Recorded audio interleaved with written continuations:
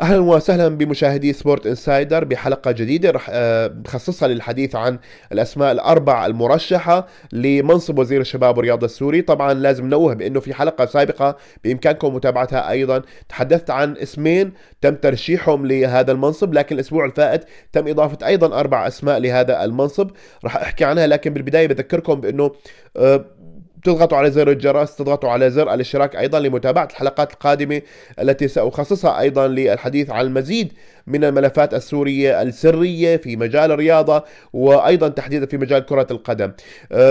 راح ابدا من الاسم الابرز بالملفات التي تم دراستها، او بابرز اسمين. الاسم الاول هو الكابتن عبد القادر كردغلي، الملقب بملك الكرة السورية. الكابتن عبد القادر كردغلي طبعا هو من الأسماء الأبرز التي تم ترشيحها لهذا الملف. يملك خبرة رياضية جميلة جدا، لكن النقطة السلبية التي حتى الآن يعني تشوب هذا الملف هو بأنه لا يملك خبرة إدارية.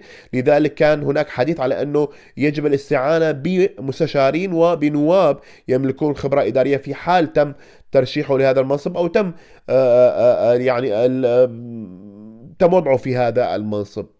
الاسم الآخر هو الحكم السوري المقيم في هولندا، أيضا من أبرز المرشحين لهذا المنصب، الحكم فراس الخطيب. طبعا حكم فراس الخطيب هو يعني يجمع بين خبرة إدارية بعمله مع أكاديميات في هولندا، وأيضا بخبرته الرياضية كحكم سوري سابق. طبعا أيضا في اسمين آخرين من ضمن سوريا. أحمد الإمام الذي يشغل حاليا منصب مدير الشباب، مدير دائرة الشباب والرياضة في حلب. وأيضا هناك اسم آخر هو المحامي أمجد الآغا الحقوقي، الذي سبق وأن عمل مع الاتحاد مع الاتحاد السوري لكرة القدم أو الاتحاد الرياضي العام. هو خريج جامعة عين شمس في عام 2019 تقريبا، تخرج من هذه الجامعة. يملك خبرة إدارية لا بأس بها، في يعني ربما تساعده في شغل هذا المنصب. لكن كما سبق وتحدثت، الأبرز هي الاسمين الأوليين، عبد القادر كردغلي وأيضا الحكم فراس الخطيب. لكن الجديد أيضا في الملف هو أنه الحكومة طلبت من المرشحين ترشيح مستشارين جدد ونواب جدد ليشغلوا أيضا المنصب بدلا عن الذين يعني يعملون حاليا مع السيد محمد سامح الحامض. تريد الحكومة يعني إعادة هيكلة الوزارة من جديد، ستطال أيضا هذه الهيكلة الموظفين الآخرين، الموظفين الذين عملوا سابقا مع فراس معلة ومع موفق جمعة، لأن هناك الكثير من علامات الاستفهام حول الملفات التي تم إدارتها في المرحلة السابقة، وحول ربما يعني محاولات ربما رشاوى وفساد أيضا لاستمرارية بعض الملفات، لاستمرارية بعض الاستثمارات في التي تم إعادة النظر فيها في الفترة الماضية، وأقول إشارات استفهام.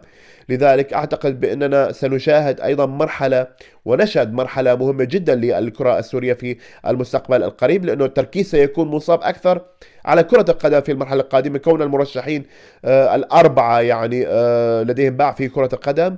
وأعتقد بأنه أيضا المنشآت الرياضية بحسب ما سمعت أيضا بأنه سيكون لها نصيب في المرحلة المقبلة، وتم الانتظار لوضع ملفات. كل وزير سيضع ملفاته ووضع رؤيته للمرحلة القادمة، وسيتم دراستها مع الملفات، وبالتالي سيتم خلال تقريبا يعني 10 أيام أو 15 يوم القادم إن شاء الله البت في هذه الملفات لإبلاغ المرشح بأنه حصل على هذا المنصب، ليتم الإعلان رسميا بعد عيد الفطر المبارك إن شاء الله. تابعونا في الحلقات القادمة. إلى اللقاء.